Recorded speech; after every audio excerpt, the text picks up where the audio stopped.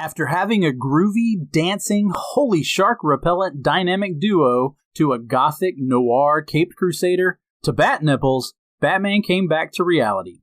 A gritty, dirty reality. And he needed a cough drop. On this episode of Moving Panels, we discuss the Dark Knight Trilogy.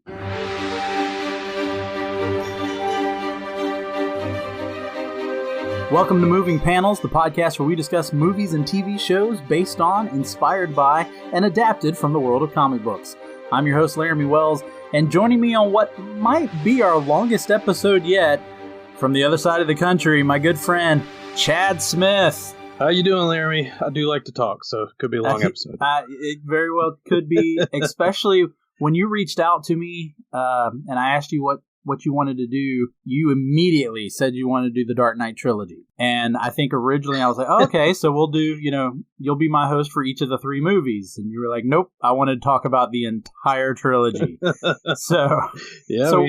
So why did you want to do the whole trilogy instead of breaking it down movie by movie? Well, not to give away the ghost or anything, but I feel like part of the genius of the Nolan universe was that it is a comic run on its own. And I don't think you can really kind of separate that. So I wanted to take a look at, does it make sense as a comic run?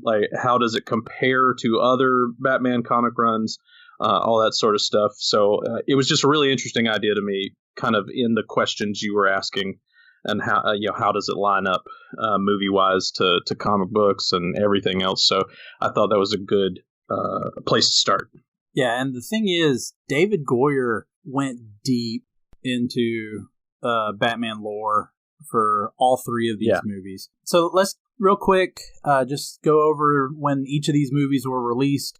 So Batman Begins was released June 15th, 2005. Honestly, I totally forgot that this came out before the MCU even started. So that one caught me. The Dark Knight then came out as the Marvel Cinematic Universe was getting started in July 18th of 2008. And then The Dark Knight Rises competed against the Avengers in July of 2012. Yeah, I think, that's pretty easy to forget, because it's such a epic thing on its own, but right at the same time as the Avengers. And it's also, I think, easy to forget how much time there was in between these movies, because there wasn't a 3-movie contract for Chris Nolan. These were given one at a time. Yeah, no, when he made Batman Begins, his plan was just one and done. I'm so glad he made the other ones. Oh, most definitely. So, of course, all of these center around Batman. There's a lot of comics here, so I'll just give the quick background of Batman himself. He, of course, was introduced in Detective Comics number 27 back in 1939. So we are talking about a deep library, 81 years worth of stuff. However, based off of my knowledge, and Chad, you may correct me because I know you're a bigger Batman fan than I am, most of the work that it seemed like Goyer and Nolan took from were from Jeff Loeb, Frank Miller, and Alan Moore from the late 80s and the 90s of Batman. Yeah, absolutely. Probably mostly in Nightfall, which is, obviously early mid-90s. Which kind of bizarrely gets wrapped up, 98 with the Legacy series stuff. So, yeah, definitely in those 80s and 90s comics. Yeah, because you'll hear us talk about these throughout the episode. Be a Nightfall, Batman Year One, my mind just went blank. It's the Long Halloween, which I absolutely love. I remember reading that several years ago. That is one of my favorite Batman stories. Yeah. It clearly is mostly Nightfall, though, which is, I would argue, the most famous Batman work there is, if you're going to just name one that an average non-comic book person might have an idea about, when Batman gets his back broken by Bane. So yeah, just like the death of Superman. Superman getting... Right. Yeah. It's super iconic. Yeah, we always remember when our superheroes fall. Oh man, and the totally late 90s artwork where it's this totally jacked out Bane that just crushes Batman on the cover. So the shot good cover. Which, we're jumping ahead a little bit here, but the shot from Dark Knight Rises is almost a straight from the panel other than obviously him not being as jacked, but lifting him straight up over his head. Muscles on muscles. Yeah. It was amazing. All right, so let's get into some of the characters. We're going to go through all of the main characters from the trilogy and kind of break it down. Of course, you forget how many characters are in these films. Like, it wasn't until I was reviewing this a little bit, even though it was my idea. I was like, how many of his rogues galleries guys get used? Batman Begins, not many, but you jump into the second movie. There's 3 of his main adversaries in this film. It's pretty awesome. Well, and I'll just go ahead and say this. Like, part of me was even, Victor Zsasz is in this trilogy, but I am not going to talk about him. You see him for like a half a second. I was like, I got enough. Right. We got enough characters to talk about. All right, so obviously we'll start off with Batman, played by Christian Bale. He is the 7th actor to play Batman on the big screen. So Batman's been done and done and done. I like Christian Bale as Batman. My biggest complaint is his voice. I mean... The voice. Yeah. The voice, just with each movie, it was like, I almost want to turn on the subtitles for some of it. Right. I just want to pop a bat lodgins in his mouth. That was my... You were wondering if some of his friends were just making a bet, like how gravelly can you get before they tell you to back off? And is it just me, but also like his lips, like he pushes his lips out even more? Yes. Yeah. Yes, for sure. Yeah. Yeah. Of course, he gets compared to Keaton a lot. Yeah. And while I love Michael Keaton's Batman, I don't know that I would give Keaton a nudge. Like, as a comic book fan, I don't think I would say that Keaton's Batman is better than Christian Bale's. I have trouble making that statement. Yeah, that's an argument I have too. I'm again, just you and I are same age. Keaton was our Batman growing up, for sure. And so and of course, there's the I'm Batman. The first line you hear, he straight face to face with the guy, and what are you? Or I'm Batman, and it's just so iconic from Keaton. But I agree with you. Bale delivers that so much better. I honestly would say that Bale did a better job playing Bruce Wayne than Keaton. Yes, because he was much better as the arrogant playboy. Yeah, and I think he doesn't lose the seriousness, whereas Michael Keaton, obviously a completely different actor. He's a comedic guy to begin with, which was a criticism back in '89, of course, that a lot of people forget. They thought Tim Burton was crazy for bringing this guy on, but he does bring some of that comedy and a little more lightheartedness to the role, and you just don't see that with Christian Bale, and you rarely see it in the comics. So I totally agree with that. He makes a better Bruce Wayne, which I think you have to do for the movies. In a comic book, you get a lot less Bruce Wayne than you get Batman, but you can't do that on screen for 2.5 hours. You can't have 2 hours of it Batman in costume pounding people. It's not very compelling. Yeah, and he did such a great job, too, of separating the two characters, making Batman be a different character than Bruce Wayne, which I'm a bigger Superman guy. That, to me, is what made Christopher Reeve such a good Superman, is his Superman and his Clark Kent were two different characters. Yeah. It makes it very believable that even for Superman, a pair of glasses, it's not just a pair of glasses. It's the way he acts when he's... But we're digressing on this, but and Christopher Reeves played them both equally well, and I think Christian Bale does the same thing. Because, you look at Henry Cavill's Superman, it's amazing. He does a good job of dividing the characters, and he plays Superman great.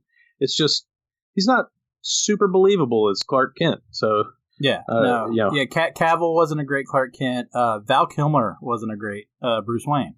Yeah. We've had a lot of those. But yeah, let's move on. We're getting a little too far off of that. So we'll obviously talk a little bit more about Bale's performance throughout, since he is obviously Batman. The title character. But let's talk about another person that appears in all three movies. My favorite performance of the trilogy, and that's Alfred. Now, That's fair. Alfred has previously been played by William Austin and Eric Wilton back in the movie serials in the 40s. Alan Napier, of course, made it a huge part of the mythos and canon in the TV show in the 60s. And the only other person to play him in the movies was Michael Gough, who played him in all of the Burton and Schumacher movies. He's really the only connection of all four of those movies. He's the C-3PO of that universe. Yes. But here he is played brilliantly by Michael Caine. Yeah. Well, I mean, you can't say anything bad about Michael Caine. Come on. It's, he's an amazing actor. He is. He most definitely is. I think to see him and then later Morgan Freeman in these movies, it is just, acting is, so good. But Caine, I think, gets better and better with each movie as Alfred, and brings just so many layers to Alfred that by Rises, when he's having to deal with, especially the end, when he's having to deal with Bruce's death and that scene at the gravesite, amazing. Yeah. He, I don't know if it's writing or Michael Caine's acting. I maybe a combination thereof. I think you can make the argument for both, because he also gets written better as it goes along too. Because in the first movie, he's the guy who Alfred. Is kind of the support system, and you go from there. By the second one, he's the mentor. He's giving advice and insight. He's and you truly start to see the relationship that Christian Bale's Batman goes to Alfred for those things. It's not just unsolicited advice. There's clearly a relationship that's built. So, and it makes that end that you're talking about believable. I think that the whole conversation about who the Joker is in the middle of the movie gets kind of overlooked. It's a great speech, but you don't realize like the depth of relationship that one conversation kind of gives you that pays off at the end. So Alfred is amazing in this. Yeah, he's got the great line from Dark Knight where he says, "Some men just want to watch the world burn." Right. And then there in Rises, when he's talking about Bruce and how he just feels like he failed Thomas and Martha, and you just feel for him so much. Yeah, for real. Let's see.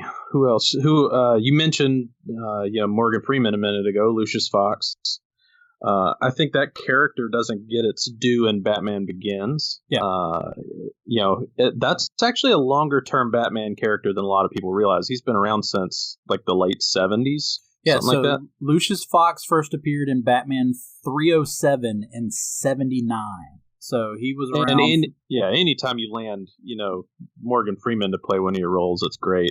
But he kind of like Alfred, also doesn't get his due in the first movie. He's just the Q of that universe for now, but I think that one gets much more depth as the series goes along as well, and you really get some payoff at the end of that too. That Bruce has to kind of cut that friendship and lose some trust with Lucius. Is really a cool point in that whole series. Yeah, I think Lucius is and again we'll get into Joseph Gordon-Levitt a little bit later, but I think Lucius is a way to give us Batman a sidekick without having Robin.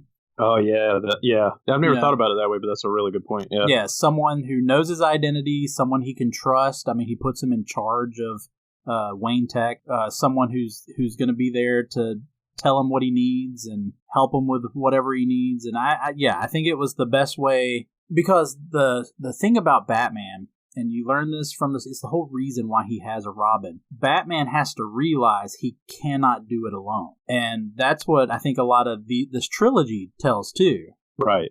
Is that... Oh, yeah, for sure. Batman can't be the sole savior of Gotham. If you had to wrap it up in a sentence, like that's what the whole trilogy comes down to. Yeah. Oh, yeah. That's awesome.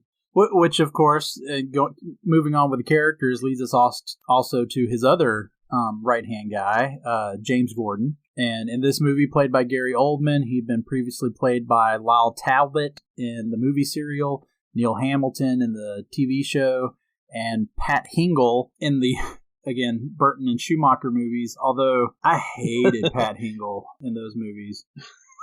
because he wasn't James Gordon. He was a bumbling cop is all he was right in those movies. Yeah. So I like that this one went back to the character of James Gordon, that he wasn't just this police officer who helped, but he pretty much helps create Batman. But is then also, at least on some level, ethically torn by that.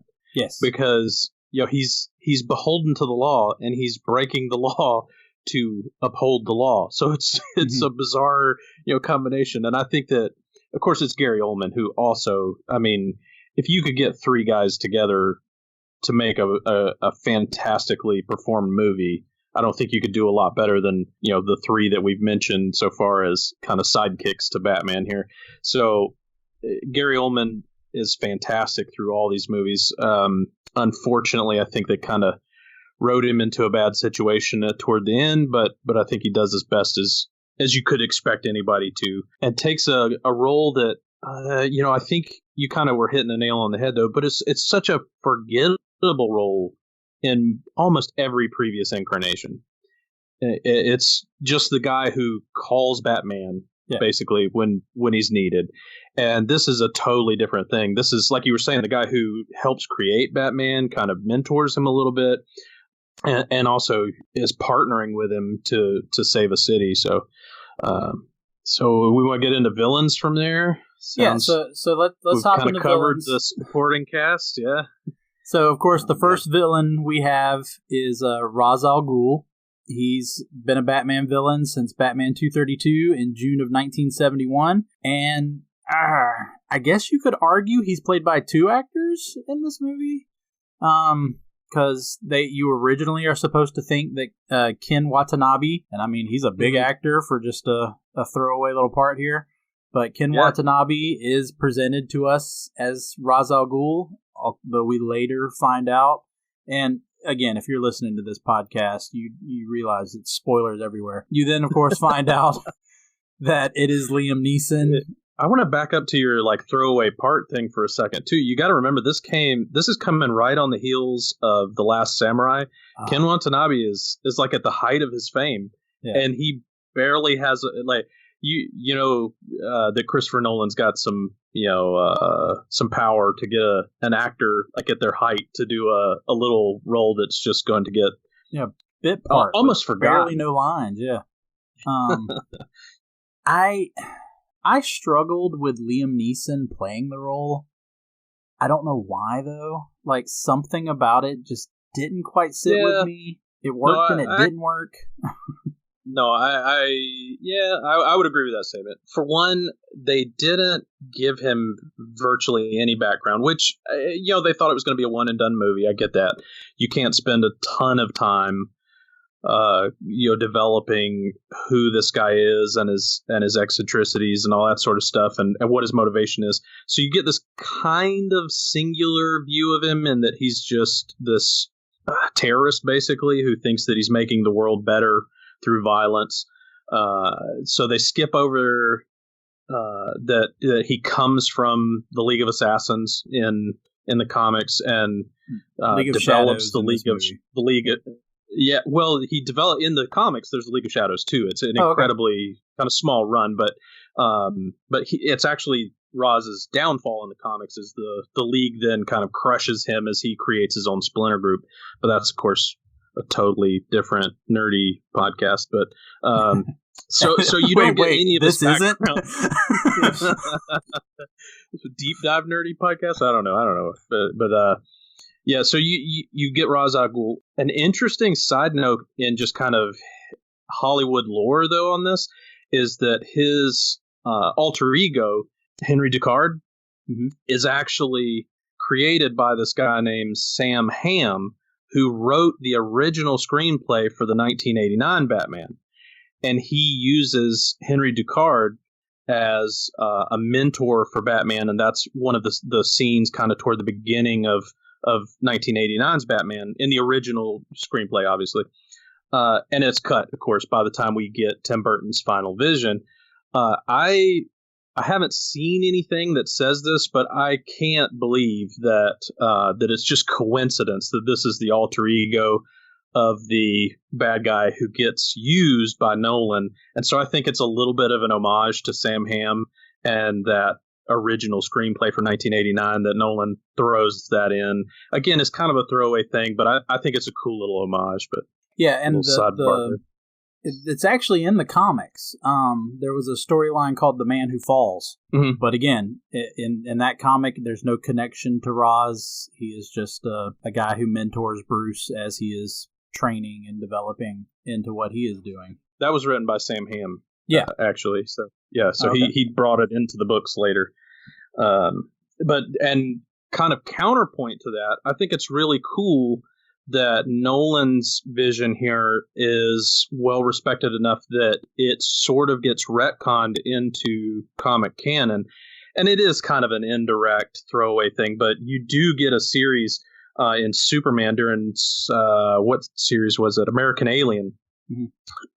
That Ra's al Ghul, you get a little sidebar of Ra's al Ghul being a mentor to Batman back in the day. So that's post Nolan verse. So I do think that Chris Nolan gets a little bit of credit for being thrown back into the comics, one of his ideas. So I thought that was kind of cool. Yeah. So the other villain we have in the first movie is Dr. Jonathan Crane, also known as Scarecrow. Although I don't think they ever call him Scarecrow in the first movie. No, not that I remember. Yeah, now he's been around for a while. He actually first appeared in World's Finest #3 back in 1941, so just a couple years after Batman was introduced. This is the first time Scarecrow has appeared live action, and played by Cillian Murphy. I don't really know enough about Jonathan Crane in the comics to know whether Cillian Murphy made a good Jonathan Crane, and then of course when he gets the mask on, he can pretty much do whatever he wants. Right, but I mean his performance is good. I think you buy into that. This guy could have been a psychiatrist who is at the end of the day a sociopath, So you can kind of see him being manipulative. Like he plays it well in that sense. I think you could make the argument that this might be the closest villain to the comics directly. The Joker aside, just because there's so much Joker through the years and he has so many different iterations, so that's a little harder to really pinpoint. But I mean, granted, you only get kind of glimpses of him, but you could make that argument that he's the most consistent with his comic book character. Well, I did find it interesting. He is I almost forgot that he was in Dark Knight. But to find out he's the only villain that appears in all three movies. Yeah. Because he's of course the main, I guess you would almost say a lackey to Ra's. He's the one that's helping to execute Raz's plan. Then in the second, when he shows up near the opening, where he's just selling his nerve toxin like a drug. Right. And then of course in the third one, could shut him down. And then in Rises, he's the judge that's prosecuting the rich and wealthy of Gotham. So do you see his fortunes fall through this? I mean, it seems kind of like he he starts out as a relatively important character and then sort of ends poor. That's an interesting one to really dive into. What happens to that guy post Dark Knight Rises? We could get all that conjecture later, but yeah, I don't think he made out very well after that. He didn't just get put back into Arkham at that point, but after murdering people. Well, I actually, just looking at my notes, realized we actually skipped one of Batman's associates, and that's Rachel Dawes. Oh, Rachel, yeah, jumped the gun. Well, she's a very forgettable character, in my opinion. She was created for the movies. Rachel Dawes does not exist, at least to my knowledge, in the comics. I thought maybe she was kind of representing a hodgepodge of Batman, Bruce Wayne girlfriends. The closest I could think of is Silver St. Cloud, who actually dated both Bruce and Harvey Dent. Right. But of course, Silver St. Cloud's a much bigger character in the comics. Well, it doesn't help that she got recast. Yes, so which helps. That's never a great thing. It helps make her forgettable. So she's played in Batman Begins by Katie Holmes, and then she was replaced by Maggie Gyllenhaal in The Dark Knight. And honestly, when I saw The Dark Knight, I didn't realize it was the same character. Like the first time I saw it. Right.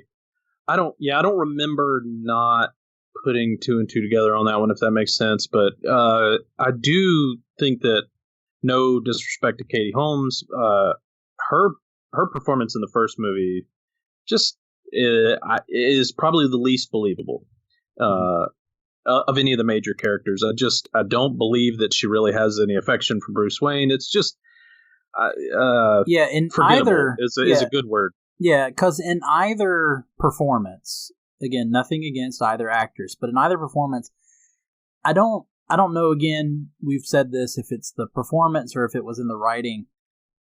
I almost forget, keeping on that word, but I also don't see that they are childhood friends. That Rachel and Bruce are supposed to have known each other since they were kids. And that just doesn't come across to me in the movies. No, and I probably would argue it's writing, because it starts kind of strong. You get the her picking him up when he comes back from abroad, and so they kind of give you this end to start tying the two of them together, and then don't really follow up from there. I think that Maggie Gyllenhaal's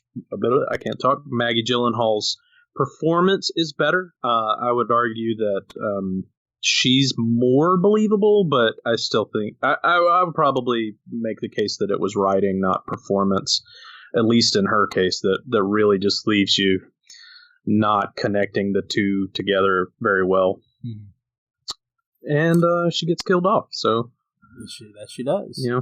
So moving on back to the villains, and hey, this is the villain to move on to, the Joker.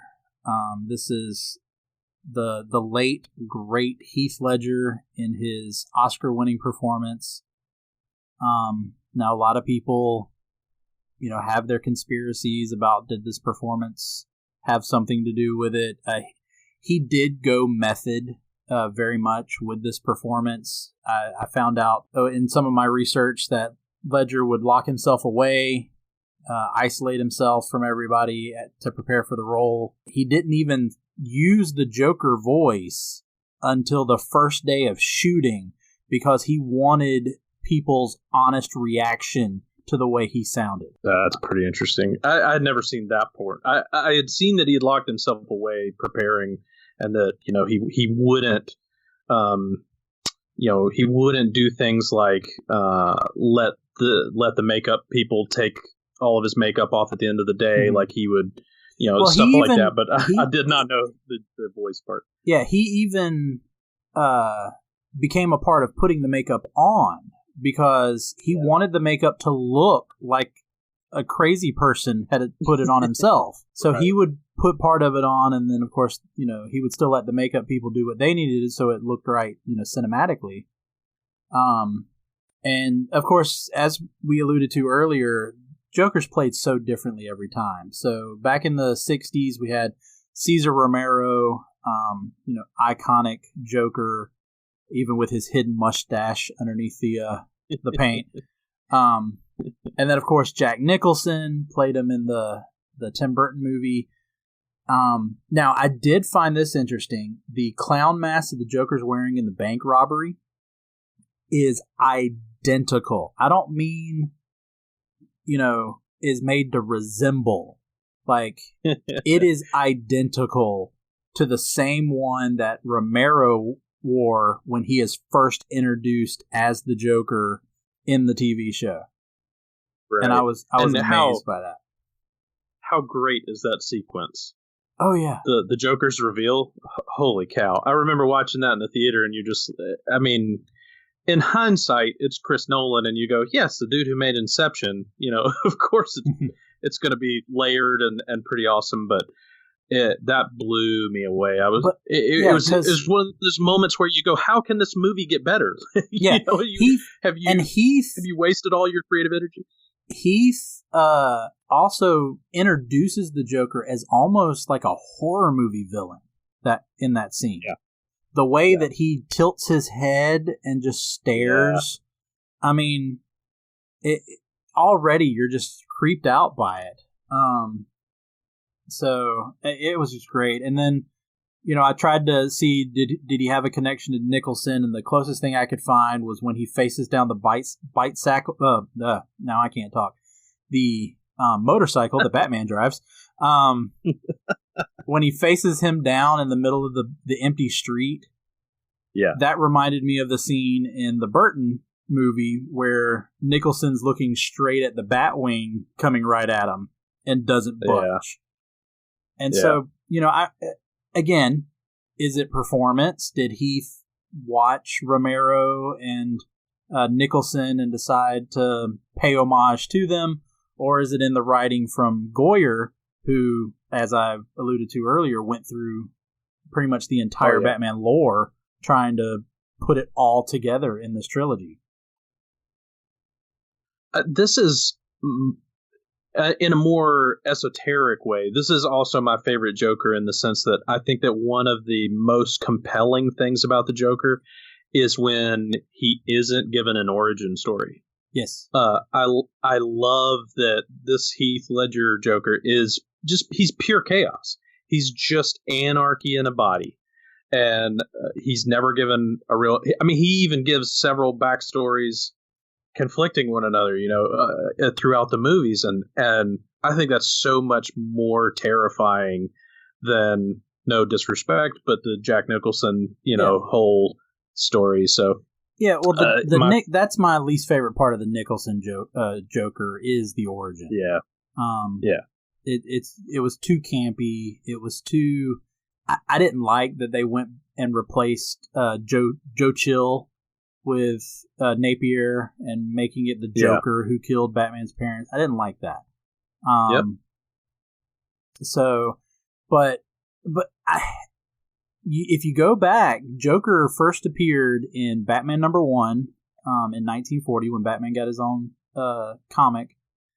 And in that one, even in the 40s, where it was before it went too campy in the comic books, he was a cold-blooded killer in the comic. Yeah. The whole clown persona was to put fear into his victims. Even in that story, he impersonates a cop like Ledger does in this movie. Right. Yeah. And so there's a lot of that. The ending of that comic is even reminiscent of being in a construction site building and falling off, and the Joker thinks he's going to fall to his death, and then he gets caught by Batman. And Batman leaves him there to face justice. That is how the Joker's first appearance in the comics ended. Isn't that a cool juxtaposition, though, on the 89 Batman? Because he also, falls from a building. So but he doesn't catch him this time. So, this hands down. Now, to be fair, I haven't seen the Joker movie, mainly because of my distaste for a Joker origin story, so I didn't like the premise of the newest one, but I haven't seen it yet, and I do intend to watch it, but this is my favorite Joker, and I think it's, again, this is really hard to pin down because so many people have written the Joker. It's really hard to say that, this is the iconic comic book Joker, so, but I do think it's probably the most authentic. Yeah, and I haven't seen the Joaquin Phoenix Joker either. That might actually be fun for you and I to watch it for the first time and then maybe do an episode. Yeah. But that's the thing. It's not like Batman. It's not like Superman, in which there's pretty much a consistency throughout their comic book run. The Joker is so different. This one, they do tend to favor Grant Morrison's Joker, who preferred blades. He doesn't, and which works for this setting because you're not going to have a Joker running around with a giant mallet or acid coming out of a flower or anything like that. So it fits the gritty feeling of Nolan's universe. And then the Clown at Midnight storyline from 2007, so just right before, so probably at the time Goyer was writing this one, that is where Joker gets what is known as a Glasgow grin, the scars that actually make up his smile. He's described in that comic as, when he speaks, his lips smack, which I noticed that Ledger kind of does. Ledger, I've heard in an interview that Ledger actually said it was because some of the makeup or prosthetics that he had for the Glasgow grin would start to come off, and so he was doing that to try to hold them in place. But if it's true, it worked great. Yes. I mean, it's a happy accident, so... It's great. But I love that about we don't know where this Joker came from. That helps make him so much more of a creepy character. You know, we don't know why he's doing it. We don't know anything. The scene at the party when he puts the blade to Maggie Gyllenhaal, Rachel's mouth, and starts talking about how he got his scars. So creepy. I think the point that nails it down for me and makes him a great Joker is when he confronts the mob bosses and they try to buy him off, and he's like, no, none of this is about money. And you really start to see that it's pure anarchy, that this is just a guy who is just a force of nature kind of deal, and it makes it so much more compelling. And the killing a guy with a pencil is actually from the comics. I don't know exactly what comic, but I did actually learn Joker has killed a guy with a pencil before. Pretty sure that's a Grant Morrison one. Oh, I'm sure. He loved that kind of stuff, yeah. If it wasn't Grant Morrison, I would have argued it was Alan Moore. It would have been one or the other. Yeah, no kidding. All right, so our other villain from the second movie, of course, doesn't start off as a villain. He's one of the heroes at the beginning, and that's Harvey Dent, who later becomes Two-Face.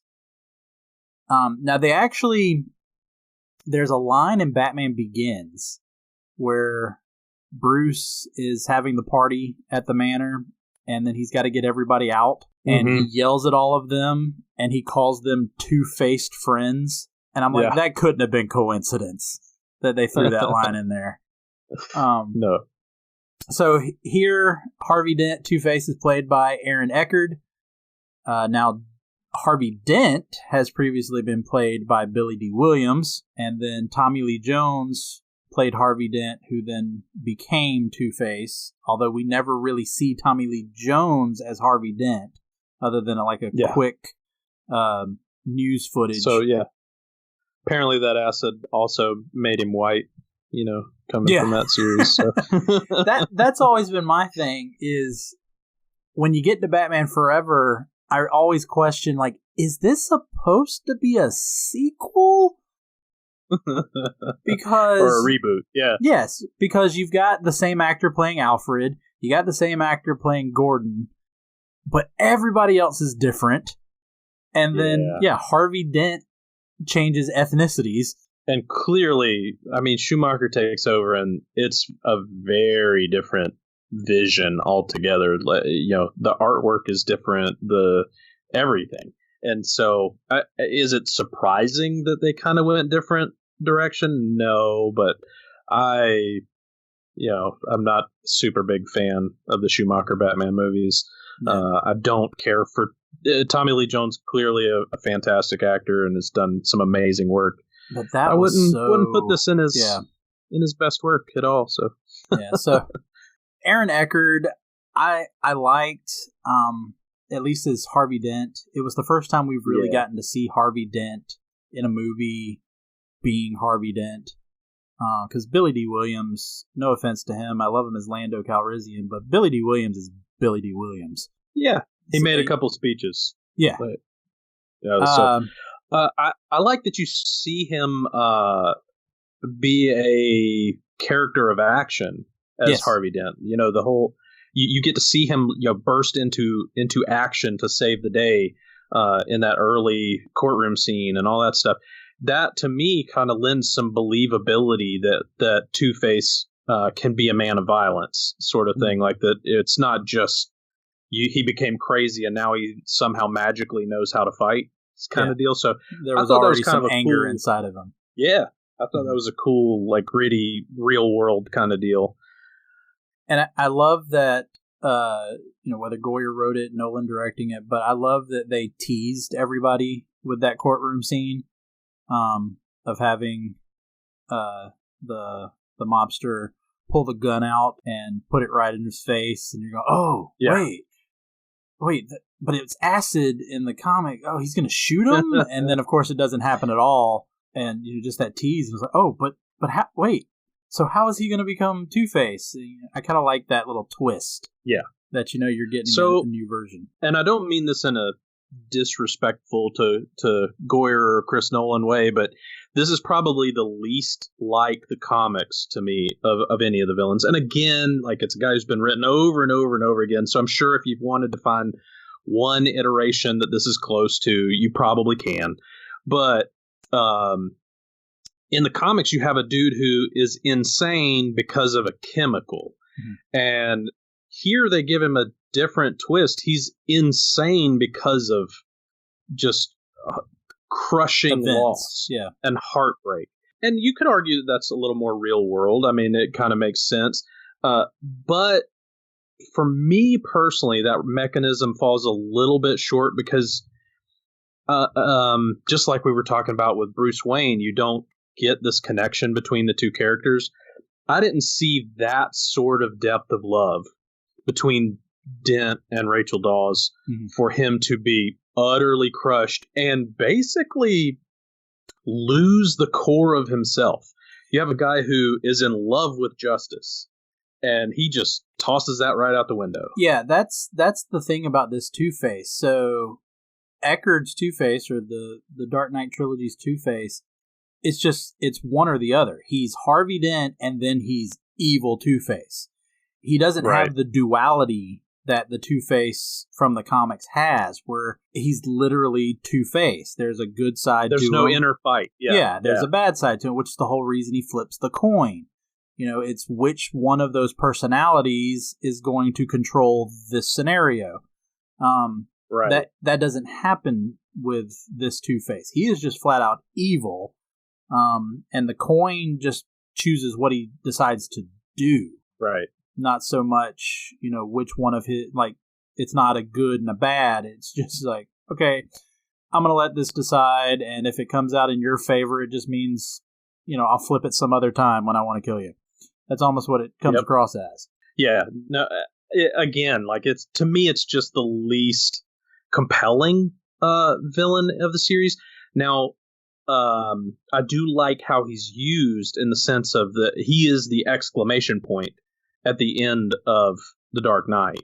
Yeah. And you get, that Batman has to become the bad guy to save the White Knight's, reputation and that sort of stuff, which we can argue about later whether or not that actually pays off in The Dark Knight Rises. But that's a conversation for a little while later down the road. But not my favorite. I like Aaron Eckhart. I think he played it as well as somebody could have played what he was written, but it's not my favorite writing because of exactly what we were talking about. It's not Two-Face. It's a half-burned guy who the Joker pushes over the edge. So, yeah. Well, going into the next movie, we are then introduced to another one of the most iconic Batman villains, and that's Bane. In this movie, played by Tom Hardy. This one, very similar to the comics. In the comic book, Bane, the backstory is he's born in a prison. The movie, you don't really know because they do the little twist there where you think you're getting Bane's story, but you find out it's not Bane's story, so I'm not exactly sure if he was born in the pit or not. I think you are under the impression that he used to work for the League of Shadows and then was exiled.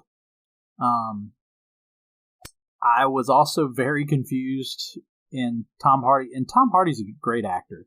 But everybody remembers his voice in this role. Yeah.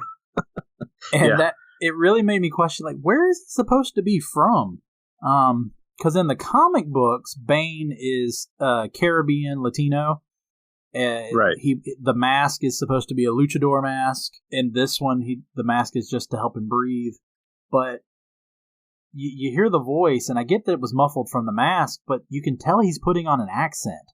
And I'm like, where are you supposed to be from? So I think they kind of hint that he's like Romani in some way. Maybe that's just me misremembering, but I thought that was kind of the direction they went with it, which I also, it's kind of funny. This is probably the first time I'll disagree with you. I don't think this Bane is very much like the comic character at all. If I alluded that I thought it was like the comic book character, no, I don't. Okay. So, yeah, maybe I misheard. Yeah. No, if anything, he's like there's a villain in the comics who's connected with the League of Assassins called Ubu. And that's the closest character that Tom Hardy's Bane is. He is nothing like the actual Bane. I mean, apart from them both being relatively intelligent criminals who are stronger than Batman, there's not a lot, and they're both bald. So we'll just give them that. Other than that, there's not a lot of similarities. Bane in the comics is nobody's lackey. He's kind of a mid-tier thug, that leads his own little gang. He wants to single-handedly rule Gotham and its criminal empire.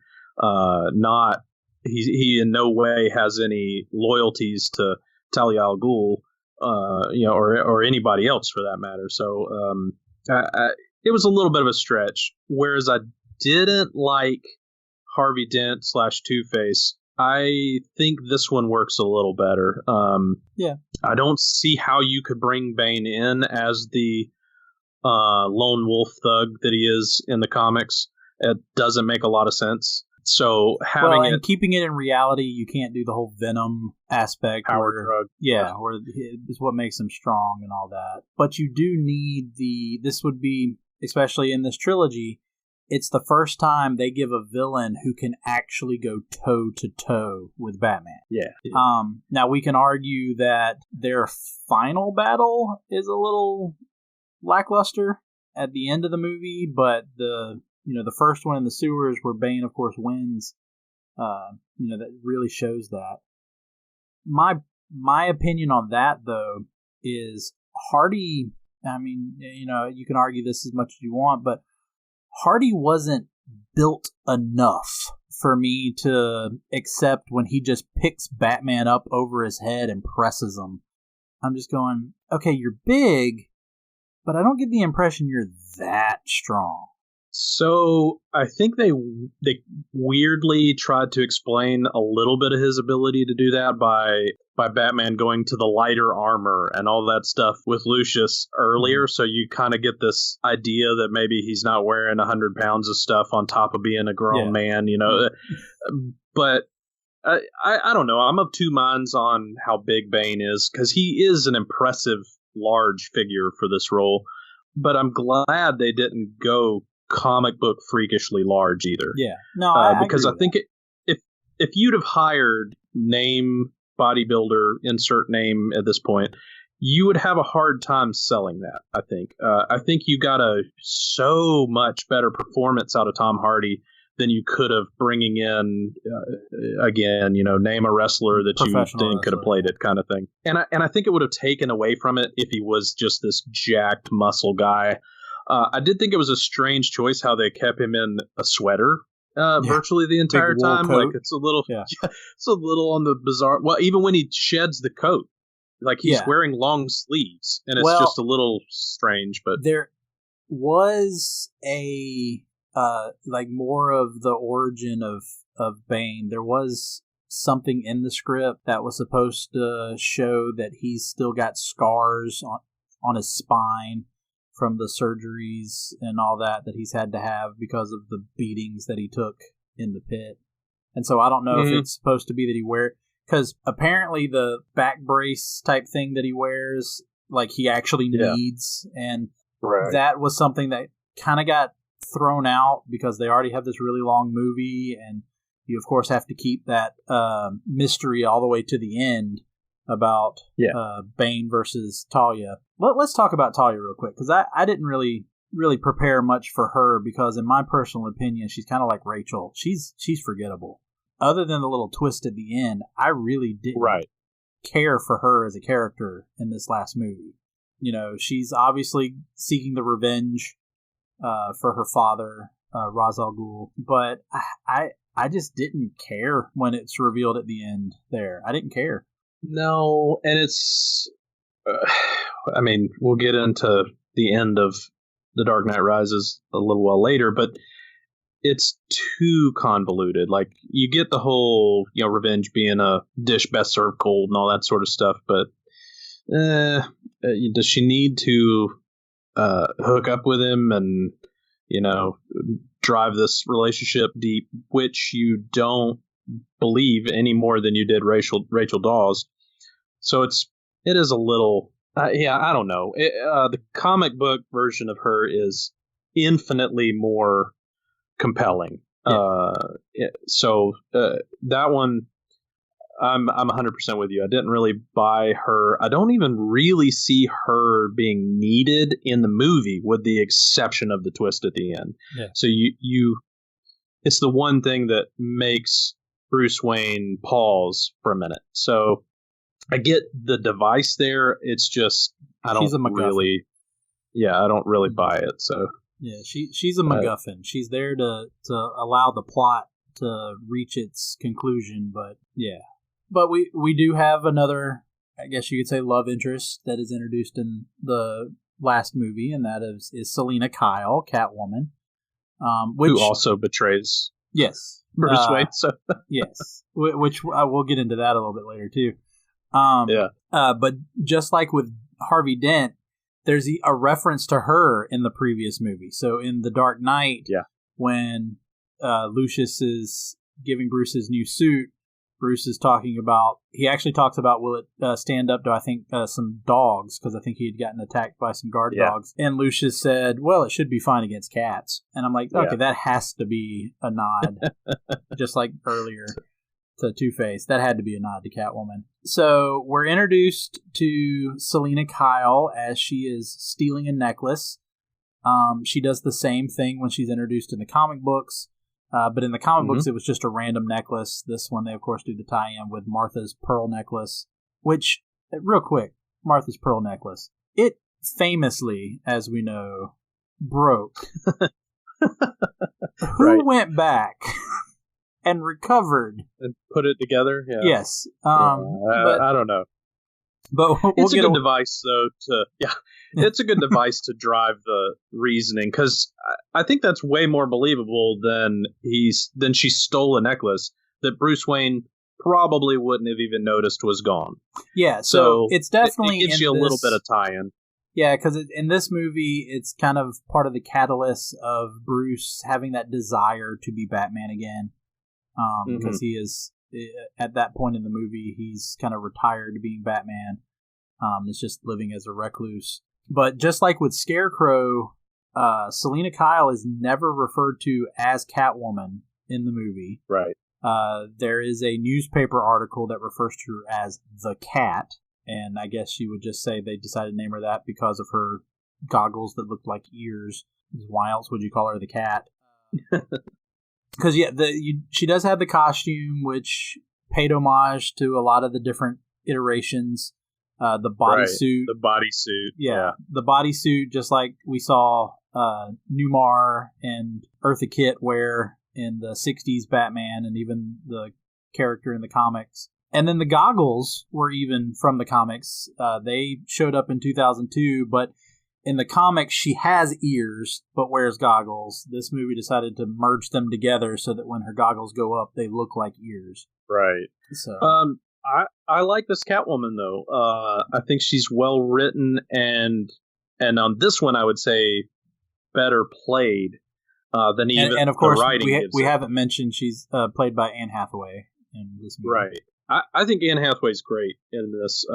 She really kind of gives you that vulnerability that Catwoman's kind of core nature is supposed to have. She's never really a villain, kind of thing, that she's just this sort of wounded person, and they didn't go off the deep end that she was crazy like Michelle Pfeiffer's Catwoman, or supernatural, right? Yeah. Or totally overconfident like Halle Berry's Catwoman. Like she does a good job of being a vulnerable, relatively realistic character in a universe that was all about being gritty and real. Yeah. So I buy her villain / anti-hero probably better than any of the other ones. Yeah, honestly. Well, of course, Joker aside. Yeah, you do get the impression that this Catwoman is not inherently evil, but she's done some bad things before, and she's had to pay for them, and she turns to a life of crime in order to try to remedy that to the best of her ability. Right. They have the whole where she's trying to steal the files so that she can clear her record and all that. Of course, she betrays Batman at one point, and Batman comes back and decides to trust her anyway, but we'll get into that a little bit more later. And then the final character we'll talk about is Joseph Gordon-Levitt, who plays John Blake, and we will, of course, are revealing that he is Robin, I guess. He was clearly a hodgepodge of characters that I think they just decided to put together and create a new character. A lot of people have argued there is, in one issue of Batman back in 1942, there's a little boy named Johnny Blake. I think the Joker steals something from him, but that's it. You never see him again.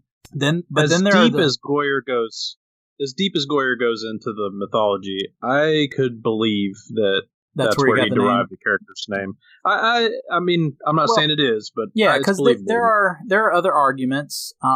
Little known fact: John is Dick Grayson's middle name. His name is Dick John Grayson, and of course, he just like Dick Grayson, the original Robin. Both he and John Blake were orphans. They later become cops later in life, so there's that connection. I pulled this one kind of out of thin air myself. I wondered almost if John wasn't a reference to Jean-Paul, which Jean-Paul Valley. Azrael. Uh-huh. Yes, who also from Nightfall. Yeah, who takes over as being Batman, which of course is what happens at the end of this. You're to assume. There's also the fact that you could argue that Blake rhymes with Drake, and Tim Drake is the third Robin, who also in the comic books. Tim Drake becomes Robin because he figures out that Bruce Wayne is Batman, and he confronts him about it. So you got the connection there. Pull. Yeah. And then if you just want to wrap up all the Robins there, he does have a similar story to the second Robin, Jason Todd. His mom dies in a car accident, and the dad is killed over a gambling debt. Jason Todd's mom dies of an illness, and his dad is actually killed by Two-Face, who he worked for. His dad was a criminal who worked for Two-Face. So you could argue that he's really all of the Robin / future Batmans, just kind of a hodgepodge together. My biggest thing.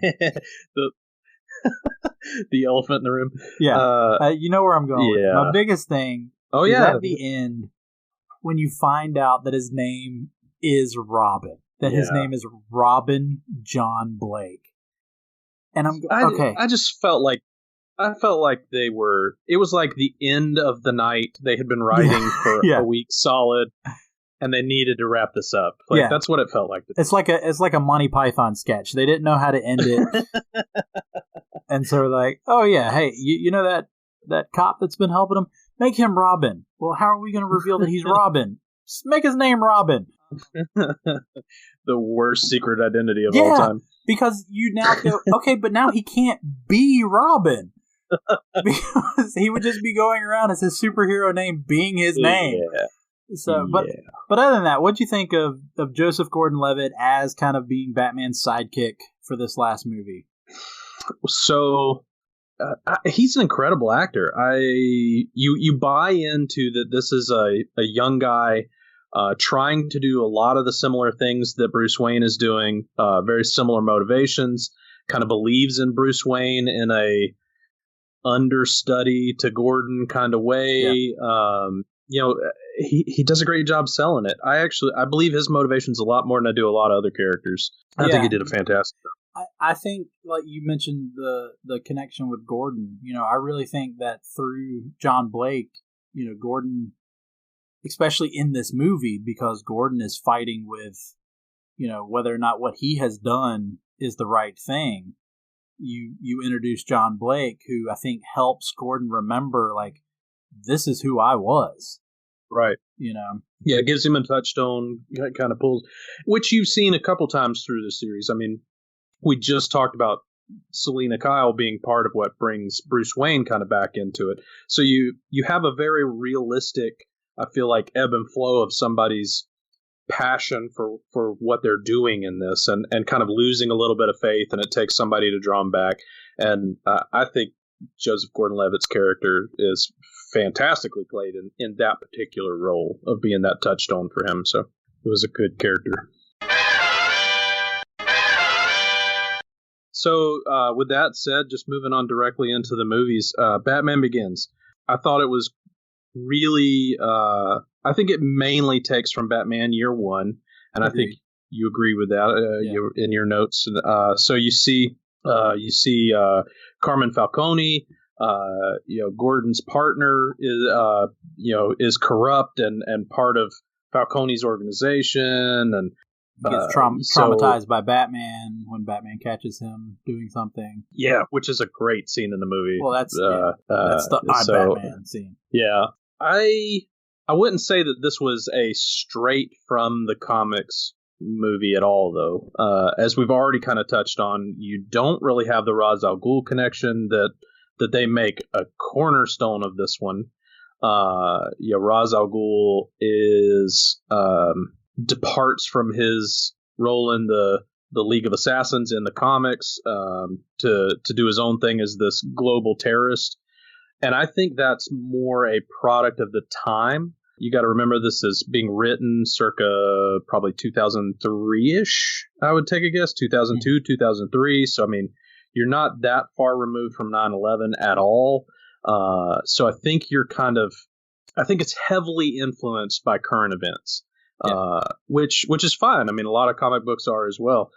So it departs for me in a lot of ways on that, but I think they do a great job on those little things of giving the hardcore Batman fans, the Falcone reference. You don't have to do that. You could have made it any nameless crime syndicate, So it does have some comic book depth. Does that make sense? Yeah, no, I think, because going to the Year One, I mean, even the look of the suit, because the way Batman was drawn in Year One, he had the shorter ears, which Bale's suit has. They took out the yellow oval that has always been around the bat, and it's just a bat on the chest. They make the utility belt look more like an actual pouches and not just these, like, where in the world does he keep all this stuff? Like, we clearly can see it looks like a utility belt. So do you think that that's as much Nolan trying to make this his own gritty, more realistic universe, or is this Goyer's writing being so heavily based in the actual comic? I think it's both. Just your personal opinion. Yeah. I think it's both. It definitely works for both. Yeah, I think that because Nolan wanted it based in reality, Goyer went through, the 80 years of Batman to find, okay, well, what from this deep history of Batman can I use? And the Year One suit worked. But at the same time, you've got Batman being this, it's all about the technology. That's his superpower. Having this technology, other than being, intelligent and the skills, the technology are his superpowers. And so having the moment, which is also from Year One, where to escape, he sends out a signal to a bunch of bats. Yeah. Still gives us that traditional Batman, but gives it to us in a real world scenario, which is also straight out of Batman Year One. I also like how they use the device of having a singular mentor in Ra's al Ghul, who you already kind of buy into that he is this world-class fighter and head of an organization of world-class fighters who recognizes Bruce Wayne's singular talent and drive as arguably the greatest fighter in the world. Which, in the comics, you get a long time to realize that. And that's a build over a lot of time. I think they did a great job of using Ra's al Ghul to give you that credibility relatively early on, which I think is a brilliant device in a 2-hour feature-length movie kind of thing. Yeah. Yeah. The time frame of the movie isn't crystal clear there in the beginning. Right. From when he attempts to kill Joe Chill. That would have been a different movie. And then goes off. My interpretation was that I think we're supposed to assume that is maybe in the 80s, right? And then he comes back 15 years later or something. Oh no, I agree with you. It's not. We're not given a precise timeline. I'm just saying that the writing of that does a good job of bringing you to the conclusion that even the world-class fighter and martial artist, whatever, Ra's al Ghul recognizes just how good Bruce Wayne is, kind of thing. So it quickly gives you a credibility that he's a good fighter as Batman, not just kind of having to lean on, well, I guess he was a rich kid that could afford a lot of karate lessons, kind of thing. So I like that spin on it. And even though Batman Year One is clearly the basis for Batman Begins, I think Goyer even still pulled from it later, because Batman Year One, of course, introduces us to Catwoman. Completely different Catwoman than what we were introduced to. But still with that same, she's got a troubled past, but she's still ultimately good. That aspect of Catwoman. And then we even get Selena Kyle's friend, that in the movie she's Holly Robinson, but it reminded me of Jen. I totally didn't think Selena's about that. roommate in Year One. And because that seemed like almost the same character. I didn't think about that at all. That's a good connection. And then, of course, just, I don't know if we want to already wrap this movie up. I think we've covered a lot of it, but it ends exactly the same as Year One. Yes. So the Joker you get the Joker reveal at the end, exactly the same. Yeah, so it's very clear that Year One is the main drive of Batman Begins. Yeah. Which propels us right into The Dark Knight Rises. Well, The Dark Knight. I think. The Dark Knight. Can't skip over the We're middle. Just going to skip the best movie of the three. I don't think it's that controversial to say that this is the home run of the three. Like, this is what solidifies it in the pantheon of comic book movies, all that sort of stuff. We've already talked about Heath Ledger just being an amazing Joker. As far as its connections to the comics, this one is probably the least easy to point out you drove it straight from this series. Yeah, I couldn't think of a singular source. Like, Year One is clearly Batman Begins. Rises is more the Nightfall, with a little bit of other mixed in. But this one, there's not like a clear source.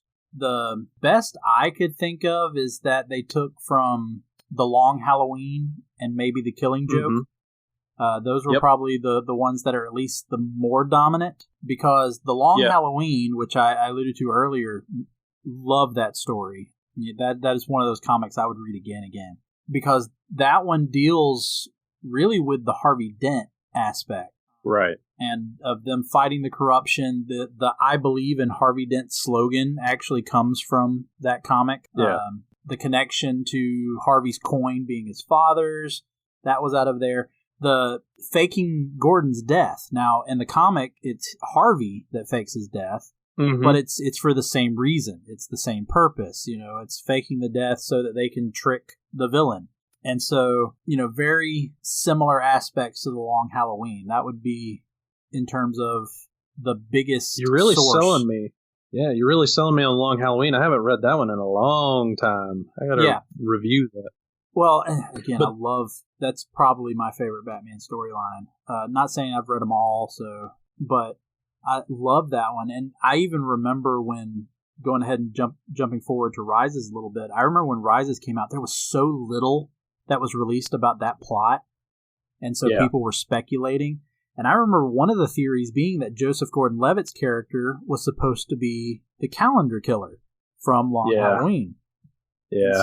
So no, definitely Long Halloween. You can't argue also, though, that the Killing Joke, because of the Joker and kind of the dynamic there. Yeah, it clearly is not a Joker straight from the Killing Joke, because that guy is way more plotting, whereas this Joker in the movie is anarchy. That guy has got a strategy for sure. But you do get the yin and yang effect, where the Joker believes that he needs Batman, that they're one another's alter side, that they really need one another to exist. So you do get that core element from the Killing Joke. And of course, there's also the reference, even though it's Harvey Dent that really kind of comes through on it, but Gordon's child being kidnapped is a huge part of the Killing Joke. If you haven't read that book, it's absolutely amazing. But Gordon's son is kidnapped and threatened, which is the penultimate moment in the movie, which fortunately for Gordon turns out okay this time around. It doesn't in the comics, so you get the break there. But I agree with you. I don't see too many took it straight from the comic, but there's a lot of homages there. There's a lot of themes taken from the Killing Joke. Yeah, well, we talked about earlier when we were talking about Ledger's Joker, the making up his own origin. He does that in the Killing Joke. Right. He creates his own origin of that. The biggest, though, connection in the Killing Joke is it's almost a shot for shot the interrogation scene where Batman interrogates the Joker. Yep. That's straight from the Killing Joke. So that was, again, what really stuck out, that, okay, the Killing Joke is definitely being referenced here. This is just kind of occurring to me as we talk about this, but I almost think that the brilliance of The Dark Knight is that this is Goyer writing a comic book, not referencing a comic book. Does that make sense? No, yeah. I mean, he's clearly well versed in the mythology and everything, and references it well, but it's not year one as a movie adaptation. No. The way that Batman Begins is. So, all right, Dark Knight Rises. It's a fantastic 2/3 of a movie. Sorry. We've clearly covered that this is very heavily driven by Nightfall. You have the iconic moment of Batman getting his back broken by Bane. So this one is easier than the other two to go, yep, that one comes from this series for sure. Well, but I also argue that there's some lesser known Batman stories in this. There's No Man's Land and The Cult, which the storylines, it may not have been Bane in the comic, but the storylines are almost, identical to those. No Man's Land, Gotham gets quarantined, taken over, and then when Batman returns, we get the bat symbols that in the movie, Blake is putting all around. Well, that happens in No Man's Land. When Batman returns, he's letting everyone know he's back by putting the bat symbol up. With The Cult, it's the same kind of storyline there of where, because we get in Rises where we find out that Bane's been pretty much recruiting people, the lower people. And that happens in The Cult. They get the homeless people to pretty much form an army, and they're based in the sewer. And we see in this movie, Bane's got his people, and that's where the big, Nightfall fight takes place. So there's a lot of, again, it's a hodgepodge, and we keep coming back to this. Goyer definitely did his homework. Yeah, he definitely knew the Batman story. So talking about a lesser known series, so an interesting little thing, kind of going back, a little callback to what you were saying a minute ago about how little plot was given on this movie before it came out. Well, one of the funny things that DC did was actually re-release in graphic novel form in, I want to say it was like February of 2012, and the movie was released, of course, in July.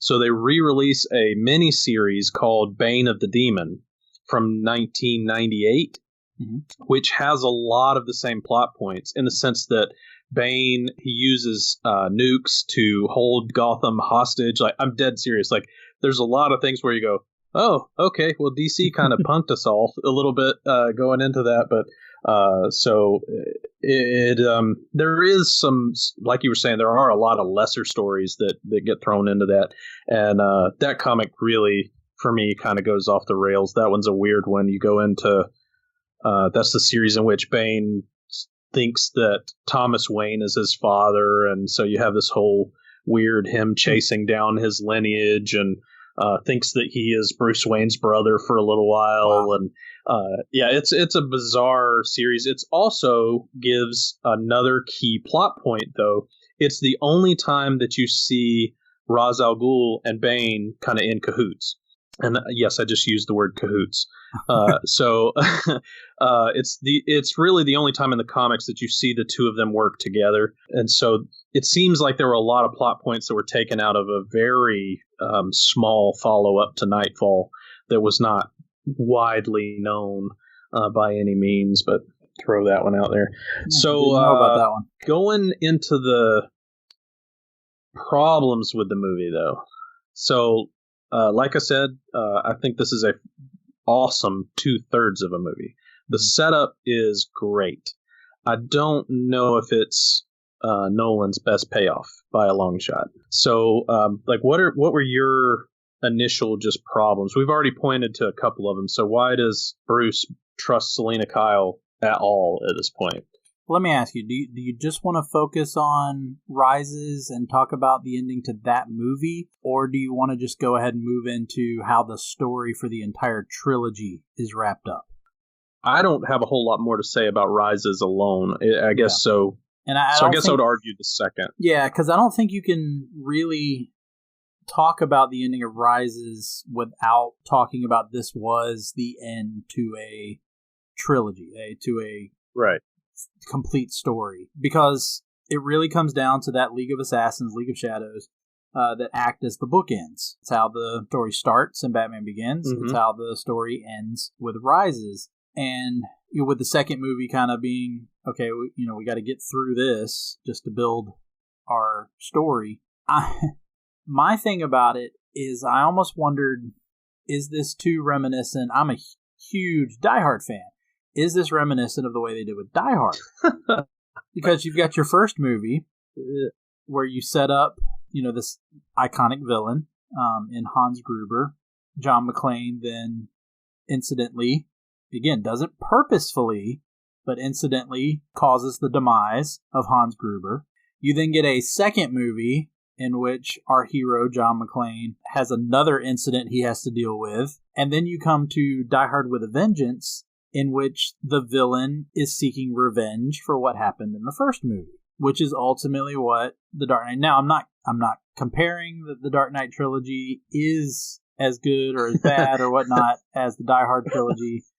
I mean, right. You argue the Die Hard trilogy, all three of those scripts were actually written independently of each other and actually had nothing to do with each other. But that's a Die Hard podcast, not this. But tying this into, you could almost argue another trilogy, because we don't recognize the fourth one. The same way people argue in Raiders of the Lost Ark. If Indiana Jones wasn't there, would the same events have unfolded? Yeah. Oh man. In a play off of that, if Bruce had let Ra's die at the beginning when he explodes, the headquarters. Yep. Would have that changed anything? Ooh, man. That's a super interesting thought process. I don't know. I would tend to argue it does, if he just allows that guy to die. But isn't that the core of Batman's conundrum, is this ethical question? To tie it back to the comic books, like, that's Batman's whole deal. The reason that he continues to always have the same guys break out of Arkham and over again is because of the ethics of Batman. So, so I think that gets transposed into the movie a little bit. They've played with this in some of the other Batman movies, but his no-kill policy, I think if you really look into this trilogy, it's a very loose policy. Yeah, he won't let the person in front of him die. Yes, because that's my thing about the whole League of Shadows. He blows everybody else up. Yeah. I mean, it's only Roz that he chooses to save because he's right there. And there's just so much. It's a very, you're going, okay, but let's also think about, some of the big, car chases. There's like the one in the tunnel where there are cars just getting flown everywhere, and you're going, are there anybody in those cars? Yeah. So I get what you're saying. Well, about he asks the cops to go to war with him against Bane at the end. So he has a very different ethic policy. But back to your original question, though, I do think it makes a difference if he lets Ra's al Ghul die. I don't know. I mean, of course, we don't have the inner workings of the League, so I don't know that there was enough momentum without him there to re-kickstart the Gotham plan after he has decapitated the head of the organization like that. So I get what you're saying, but to stick with my argument, Talia would still seek her revenge for Bruce Wayne killing her father. Okay. Bane, so you still have that showdown. Yeah, Bane still would have been part of Talia's plan. Who's to say that even the events of Batman Begins, who's to say that Scarecrow still wouldn't have had, some sort of... I think without Roz, he's a minor player at best. I don't think he has a city-ending idea to do this, kind of deal. So okay, so Batman Begins doesn't happen without Roz's death. But the Joker is independent of this. Yes, because so he still happens. It's the same ending of Batman showing up, and Gordon says, well, hey, since you showed up, villains are now dressing up. And, Right. So really, other than the rest of Batman Begins, in terms of the trilogy and the story of the trilogy, it wouldn't matter if Bruce let Ra's die at the beginning or at the end. So basically, you're arguing that that Bruce Wayne should have just let both of them slide off a mountain and die, and everything would have been better. So, So coming to the Talia revenge stuff, this whole ending, how believable is it to you? If we're going to look at this whole trilogy as a series, I think arguably in kind of a ironic way, this is where it gets the most comic booky. Yeah. He tried to make a very real world story that then relies on a very comic book end, and I don't mean that irreverently at all. No, a giant nuclear bomb which looked like a water mine. Yeah. No, that was very. I will say though, as much as I talked about earlier, I didn't really like the Talia character.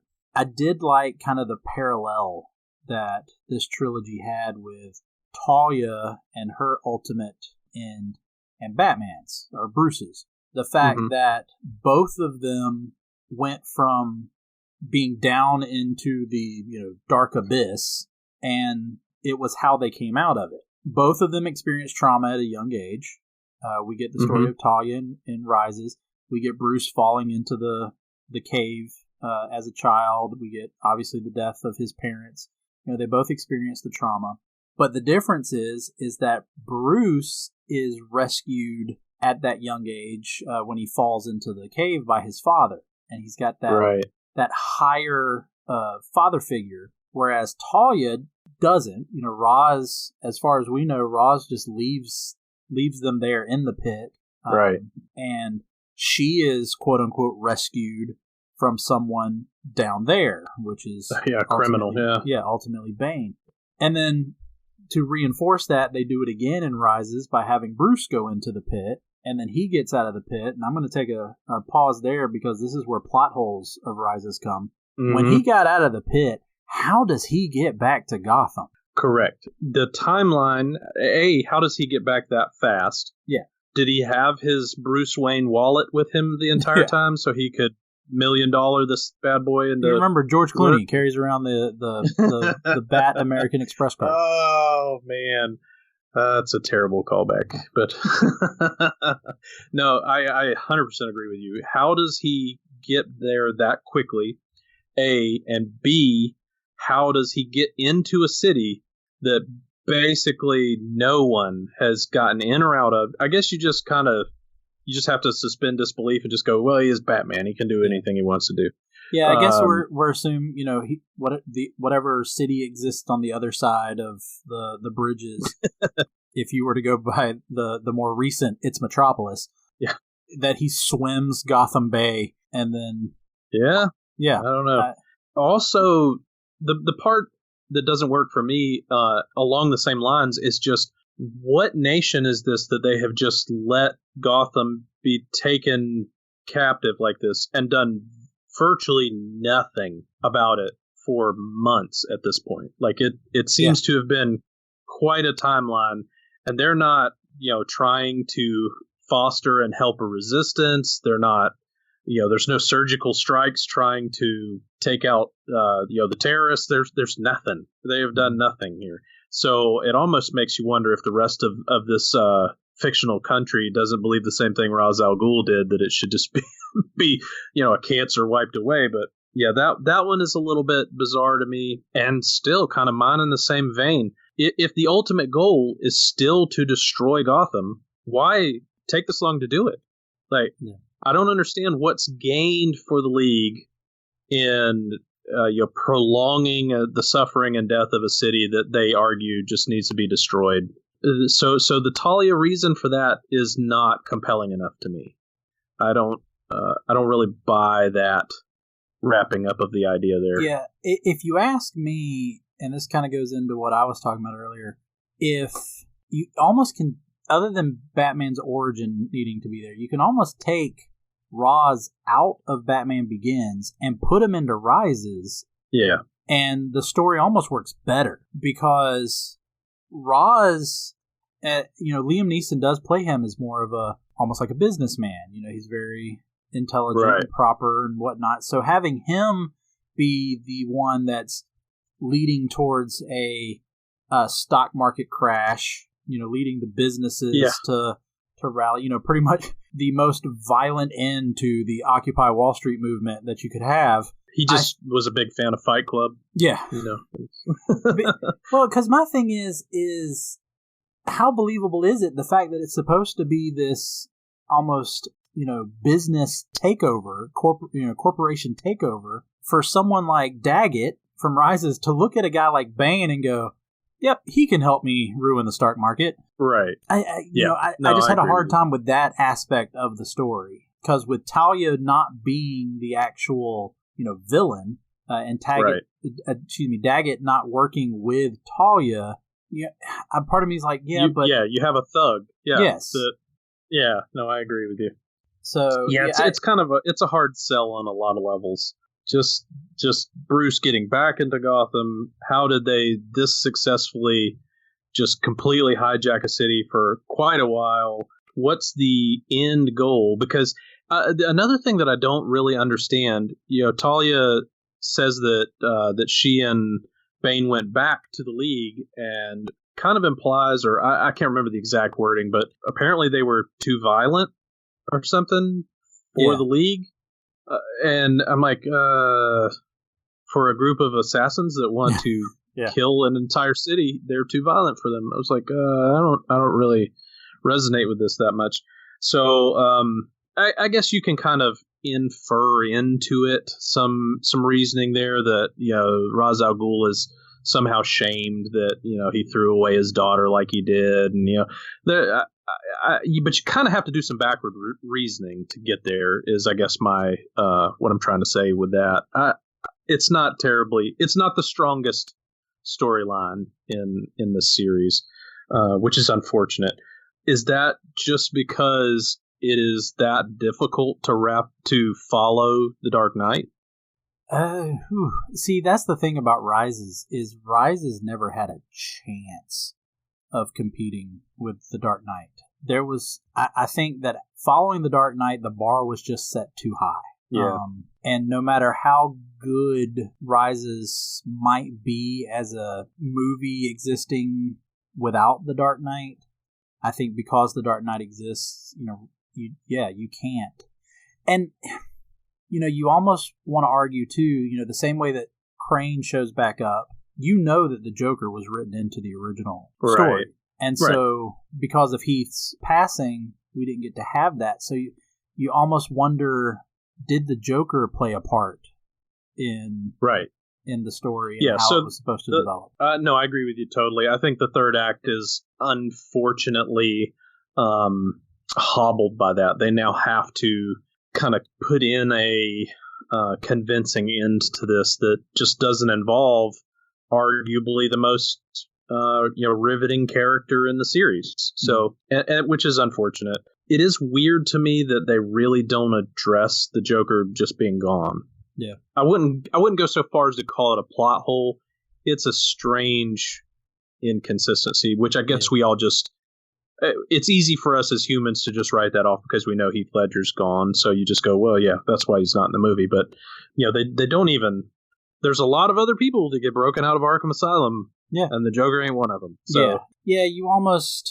And again, it had to have been a difficult decision for them on how to handle Heath Ledger. But yeah, you almost kind of wish there had just been even a throwaway line or something to acknowledge what happened to the Joker or where the Joker is or something like that. I do want to go back really quick because we were talking about how time in all three of these movies in this trilogy doesn't really make sense. Mm-hmm. That was my thing from Batman Begins to The Dark Knight. So at the end of Batman Begins, we're told about the Joker. We know that the Joker exists. We are then given The Dark Knight.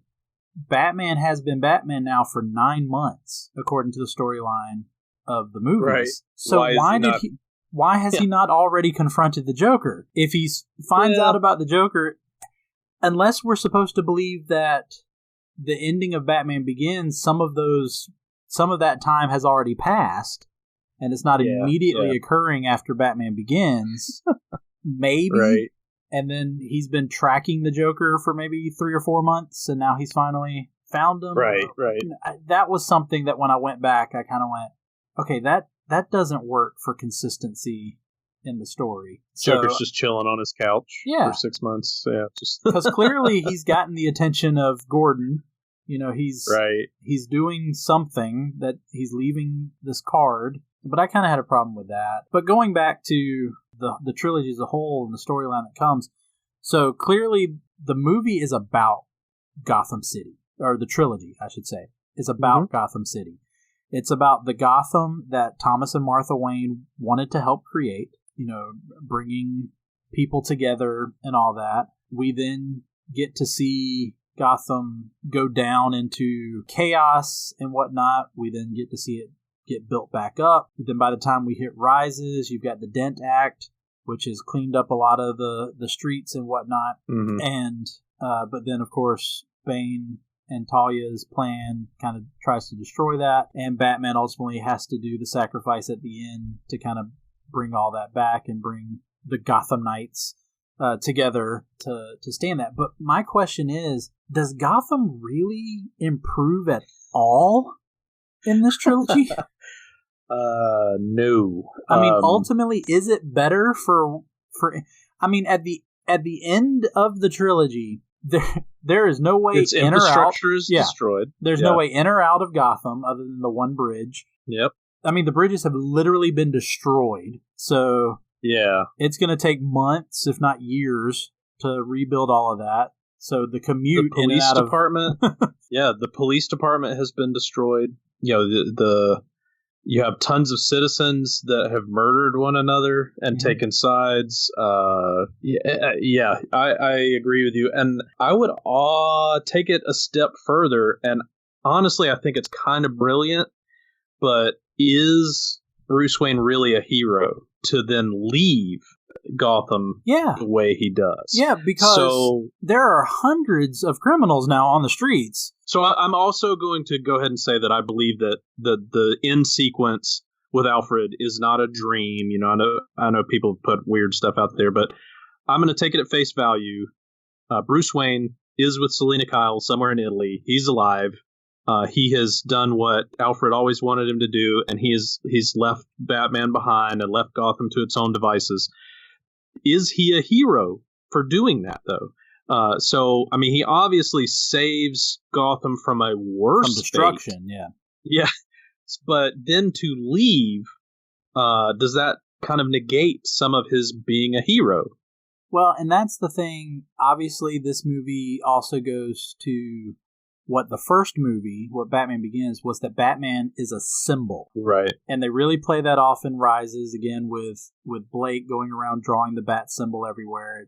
It's a symbol of hope, although that's technically the S on Superman's chest. But it's the same argument, because and the other people dressing up as Batman and fighting crime on that sort of thing. Yeah, no, I totally I get what you're saying there. Yeah, what's the difference between you and me? I'm not wearing hockey pads. So we've got the fact that Bane revealed the true story about Dent. Right. So now, why would anyone trust the police? Yep. Because they've been keeping this secret for what's supposed to be 8 years, I think. Especially Gordon.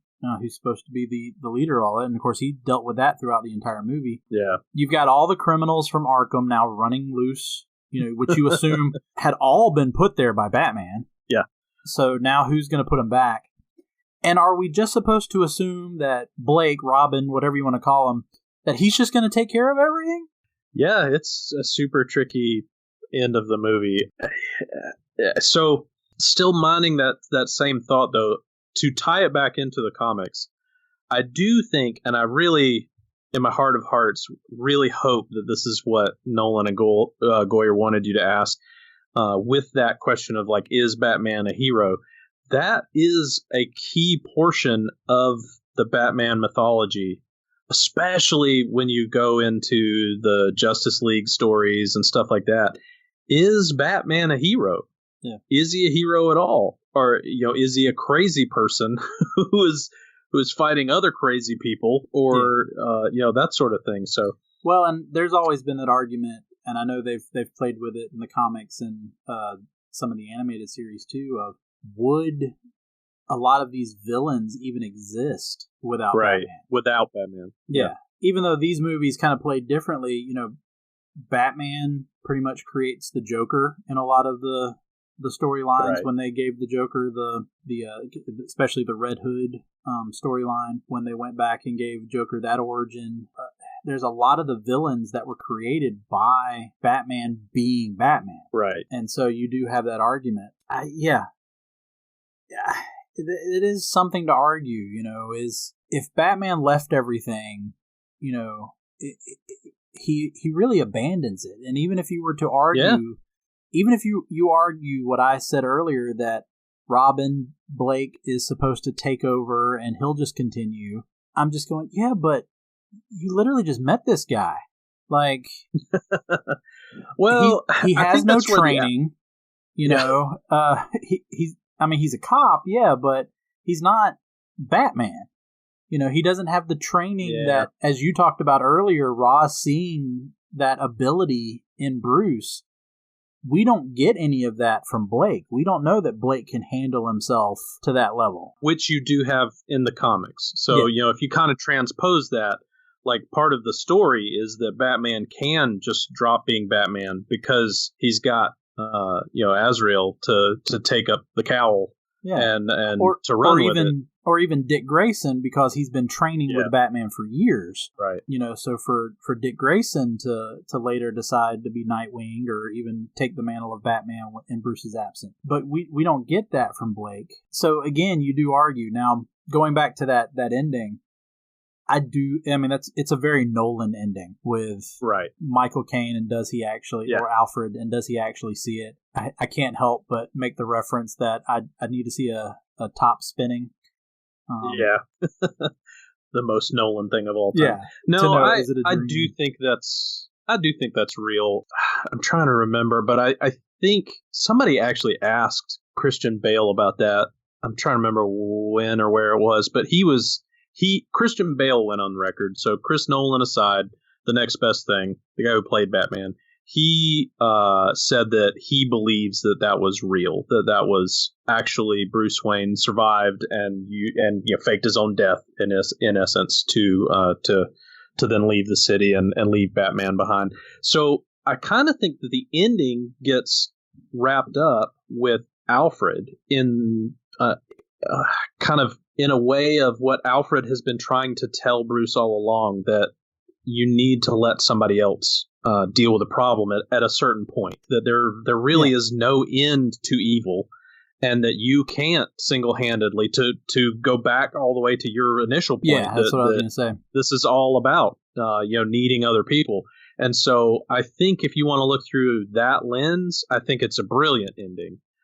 It's just a very convoluted way to get there. So it is, and it is still it's like a lot of Nolan. It's up for interpretation, which I think is what makes his movies and this ending. I think what makes it work so well is that it keeps people talking, and so it keeps the movie alive. You can let go of some of the plot holes because the payoff is good enough. Yeah.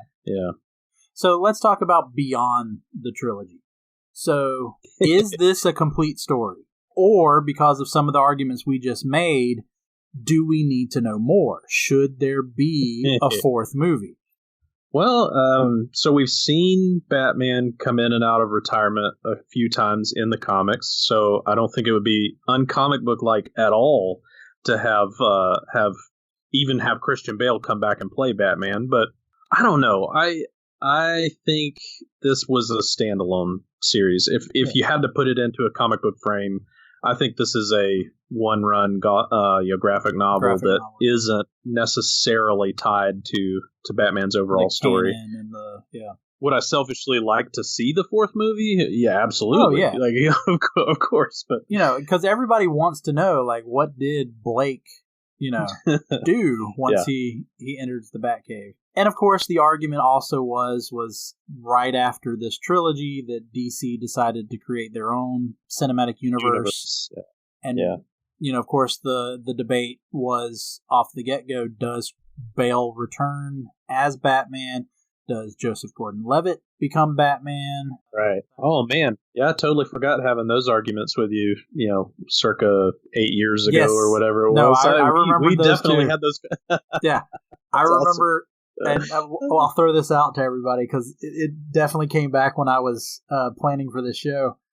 I remember you and I having a discussion that they should have had an ending to a Man of Steel movie or Wonder Woman movie that showed Clark and Diana walking down a street, which, you'd have the Eiffel Tower or something in the back indicating they were in Paris or wherever it was, and going up to a door, knocking on the door.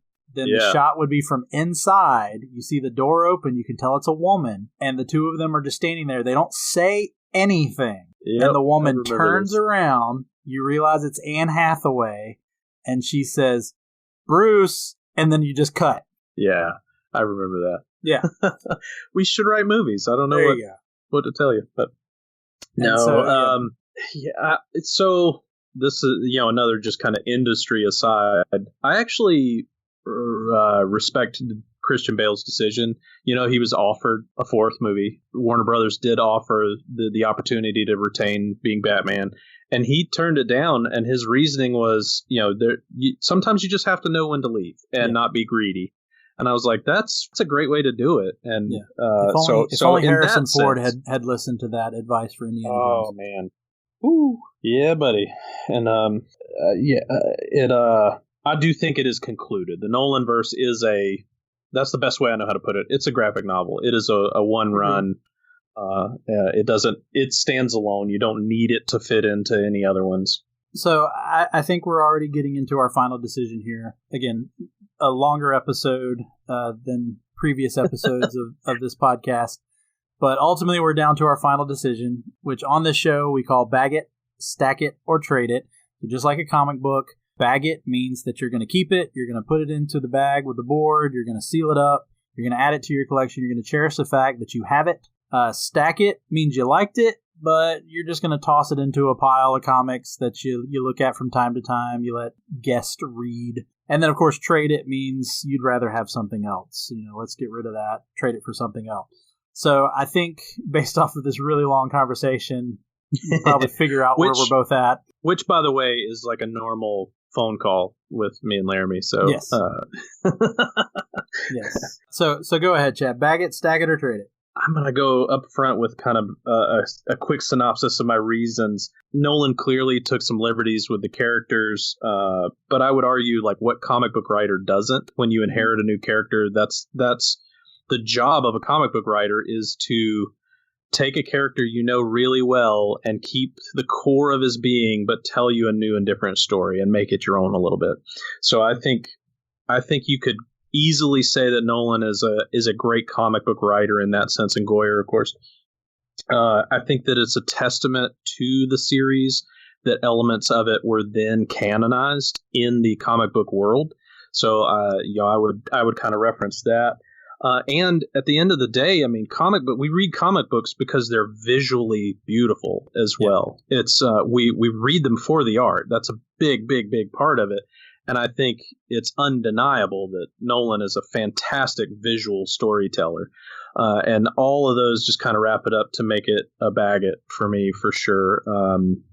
It's got its problems, but name a comic book series that doesn't. So I think it's very much worthwhile, and I will be revisiting this one for years to come. I agree. I'm also on the bag it side. I mean, is this the perfect superhero franchise trilogy? Maybe. That's, of course, a debate. That's, of course, a debate for another podcast. This one's been long enough.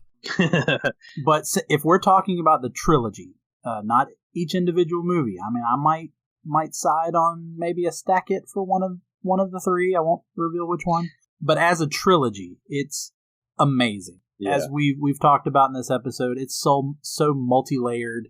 But ultimately, and this is probably, I'm a bigger Superman fan than I am a Batman fan, but whereas Superman is always about humanity, I think this trilogy dealt with the aspect of humanity of, do you choose to be good or do you choose to be evil? And every one of the three movies has an aspect of that to it. Mm-hmm. What side do you be in? The writing, as we've talked about with David Goyer, the cinematography in this movie, as you just talked about, the visual aspect. We haven't talked about this. The score is amazing. Yeah. As iconic as John Williams' score is for Superman, the score for this movie, just all together, they all help to tell this story. And just the Dark Knight alone, just once you've seen Batman Begins, then you see the Dark Knight, you are hooked into this story. Yeah. And we've argued, about Rises not being able to keep up, but once you've seen Dark Knight, you have to see Rises. Absolutely. To see how the story continues. And so yeah, definitely a bag it. No question about it as a trilogy. It's just awesome. All right, any last words, Chad, you want to give as we conclude this extended edition of Moving Panels? No, thanks for having me on. Thanks for indulging my idea to try to do all three very large movies in one episode. I appreciate it, and you just kind of letting me see out my thought process with that. No, not a problem. I appreciate it, and look forward to a discussion of maybe the Joker in a future episode. Yeah, man. Talk. All right, well, thanks, Chad. For Moving Panels, I'm Laramy Wells, and I'll see you on the other side of the page.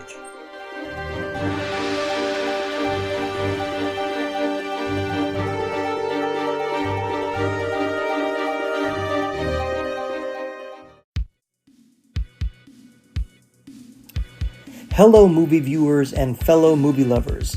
My name is Tim Williams, and I'm the creator and host of Movie Views Presents the 80s Flick Flashback Podcast. See, I love the 80s, and I have a great appreciation and nostalgic passion for the classic 80s flicks that birthed my love for movies and ultimately helped shape my childhood.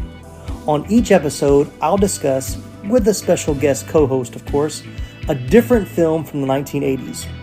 We'll share memories, favorite characters, iconic scenes, and even share some behind-the-scenes stories along the way.